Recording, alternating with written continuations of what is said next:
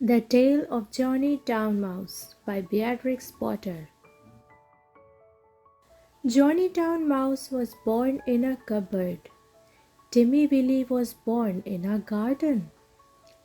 Timmy Willie was a little country mouse who went to town by mistake in a hamper. The gardener sent vegetables to town once a week by carrier. He packed them in a big hamper.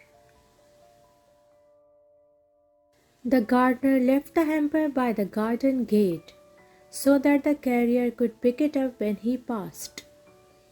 Timmy Willie crept in through a hole in the wickerwork, and after eating some peas, Timmy Willie fell fast asleep. He awoke in a fright while the hamper was being lifted into the carrier's cart. Then there was a jolting and a clattering of horses' feet. Other packages were thrown in for miles and miles. Jolt, jolt, jolt! And Timmy Willie trembled amongst the jumbled up vegetables.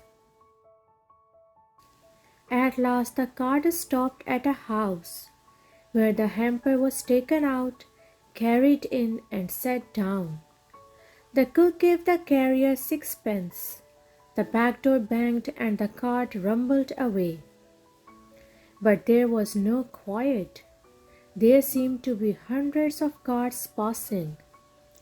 Dogs barked, boys whistled in the street, the cook laughed, the parlour maid ran up and down stairs, and a canary sang like a steam engine. Timmy Willie, who had lived all his life in a garden, was almost frightened to death. Presently the cook opened the hamper and began to unpack the vegetables. Out sprang the terrified Timmy Willie. Up jumped the cook on a chair, exclaiming, "A mouse! A mouse! Call the cat! Fetch me the poker, Sarah!" Timmy Willie did not wait for Sarah with the poker. He rushed along the skirting board till he came to a little hole, and in he popped. He dropped half a foot and crashed into the middle of a mouse dinner party, breaking 3 glasses. "Who in the world is this?" inquired Johnny Town-Mouse. But after the first exclamation of surprise, he instantly recovered his manners. With the utmost politeness, he introduced Timmy Willie to 9 other mice, all with long tails and white neckties. Timmy Willie's own tail was insignificant. Johnny Town-Mouse and his friends noticed it, but they were too well bred to make personal remarks. Only one of them asked Timmy Willie if he had ever been in a trap. The dinner was of 8 courses, not much of anything but truly elegant. All the dishes were unknown to Timmy Willie, who would have been a little afraid of tasting them. Only he was very hungry and very anxious to behave with company manners. The continual noise upstairs made him so nervous that he dropped a plate. "Never mind, they don't belong to us," said Johnny. "Why don't those youngsters come back with the dessert?" It should be explained that 2 young mice who were waiting on the others went skirmishing upstairs to the kitchen between courses. Several times they had come tumbling in, squeaking and laughing. Timmy Willie learned with horror that they were being chased by the cat. His appetite failed. He felt faint. "Try some jelly," said Johnny Town-Mouse. "No? Would you rather go to bed? I will show you a most comfortable sofa pillow." The sofa pillow had a hole in it. Johnny Town-Mouse quite honestly recommended it as the best bed, kept exclusively for visitors. But the sofa smelt of cat. Timmy Willie preferred to spend a miserable night under the fender. It was just the same next day. An excellent breakfast was provided for mice accustomed to eat bacon, but Timmy Willie had been reared on roots and salad. Johnny Town Mouse and his friends racketed about under the floors and came boldly out all over the house in the evening. One particularly loud crash had been caused by Sarah tumbling downstairs with the tea tray. There were crumbs and sugar and smears of jam to be collected, in spite of the cat. Timmy Willie longed to be at home in his peaceful nest in a sunny bank. The food disagreed with him. The noise prevented him from sleeping. In a few days he grew so thin that Johnny Town Mouse noticed it and questioned him. He listened to Timmy Willie's story and inquired about the garden. "It sounds rather a dull place. What do you do when it rains?" "When it rains, I sit in my little sandy burrow and shell corn and seeds from my autumn store. I peep out at the throstles and blackbirds on the lawn and my friend Cock Robin. And when the sun comes out again, you should see my garden and the flowers, roses and pinks and pansies. No noise except the birds and bees and the lambs in the meadows." "There goes that cat again," exclaimed Johnny Town Mouse.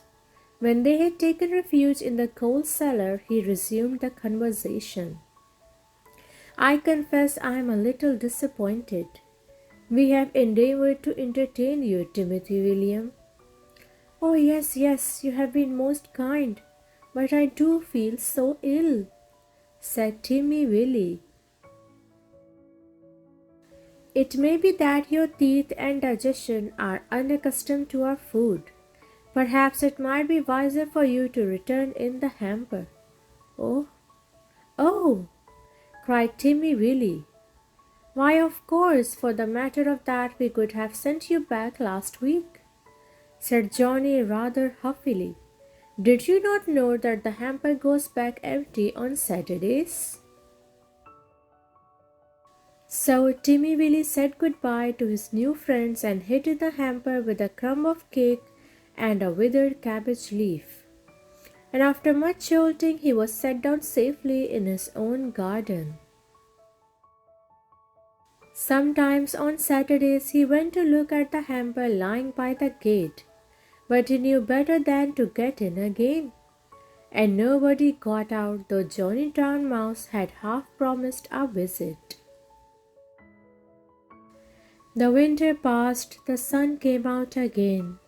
Timmy Willie sat by his burrow warming his little fur coat and sniffing the smell of violets and spring grass. He had nearly forgotten his visit to town, when up the sandy path, all spick and span with a brown leather bag, came Johnny Town Mouse. Timmy Willie received him with open arms. "You have come at the best of all the year. We will have herb pudding and sit in the sun." It is a little damp," said Johnny Town Mouse, who was carrying his tail under his arm out of the mud. "What is that fearful noise?" He started violently. "That?" said Timmy Willie. "That is only a cow. I will beg a little milk. They are quite harmless, unless they happen to lie down upon you. How are all our friends?" Johnny's account was rather middling. He explained why he was paying his visit so early in the season. The family had gone to the seaside for Easter. The cook was doing spring cleaning on board wages, with particular instructions to clear out the mice. There were 4 kittens and the cat had killed the canary. "They say we did it, but I know better," said Johnny Town Mouse. Whatever is that fearful racket? That is only the lawnmower. I will fetch some of the grass clippings presently to make your bed. I am sure you had better settle in the country, Johnny. We shall see by Tuesday week.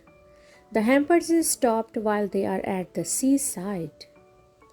I am sure you will never want to live in town again, said Timmy Willie. But he did. He went back in the very next hamper of vegetables. He said it was too quiet. One place suits one person, another place suits another person. For my part, I prefer to live in the country like Timmy Willie. The end.